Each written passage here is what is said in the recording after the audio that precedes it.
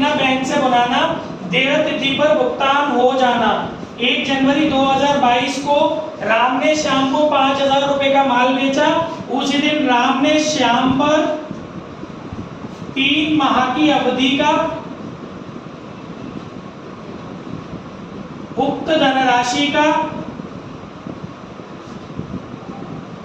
एक बिल लिखा, जिसे श्याम ने स्वीकार कर लौटा दिया।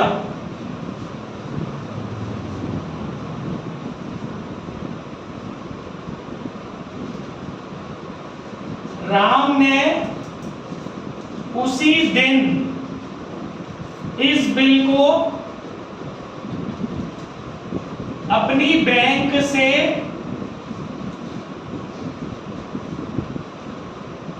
5% प्रतिवर्ष की दर पर बुना लिया।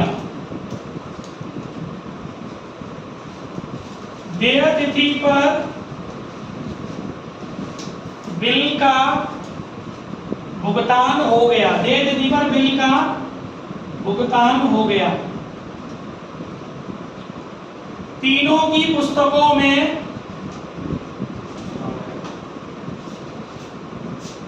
जर्नल के लेखे कीजिए।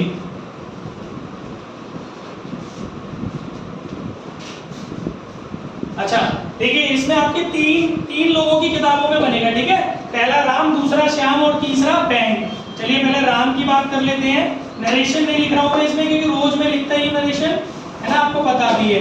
ये हो गया राम का जर्नल, राम्स जर्नल। इसके नीचे हो गया श्याम्स जर्नल।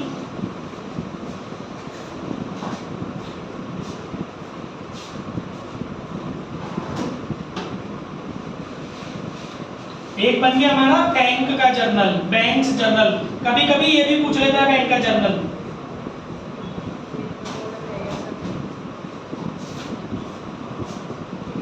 ठीक है, 3 जर्नल है बेटा इसमें। सबसे पहले 2022 दोनों तरफ डाला हमने। 2022 एज यूजुअली हम डालते हैं रुपीज 2022, रुपीज 2022,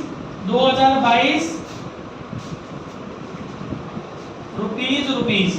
ठीक है गाइस, पहले इसने बेचा और राम ने बेचा, श्याम ने खरीदा, तो इसकी एंट्री हो जाएगी जनवरी 1 को Shyam debit to sales account being good sold. Narration में नहीं लिख रहा हूं, रोज लिख देता हूं मैं।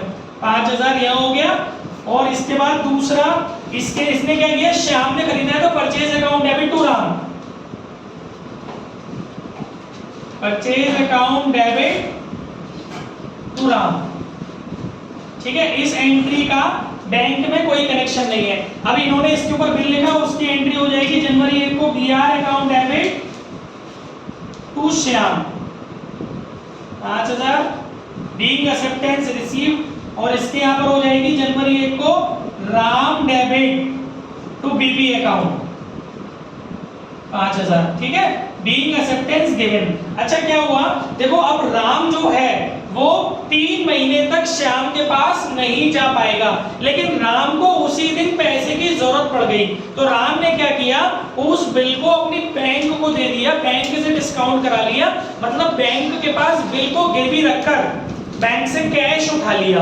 तो बैंक आपको पैसे तो देगा, लेकिन बैंक पूरे पैसे नहीं देगा। जितने टाइम के लिए बैंक अपने पास बिल को होल्ड करेगा, उतने टाइम का बैंक आपसे डिस्काउंट आपको काट कर पैसे देगा, या बोल सकते हो इंटरेस्ट आपसे चार्ज कर लेगा। तो उसकी एंट्री किस किस के घर में होगी, एक तो राम के घर में होगी और एक बैंक के घर में होगी। श्याम का उससे कोई लेना देना नहीं है। तो राम के घर में क्या होगी, सिंपली आप सोच सकते हो, राम जब बैंक को बिल दे रहा है और बैंक राम के खाते में पैसे डाल रही है, तो बैंक अकाउंट, ये एंट्री भी 1 जनवरी को हो रही है, बैंक अकाउंट डेबिट।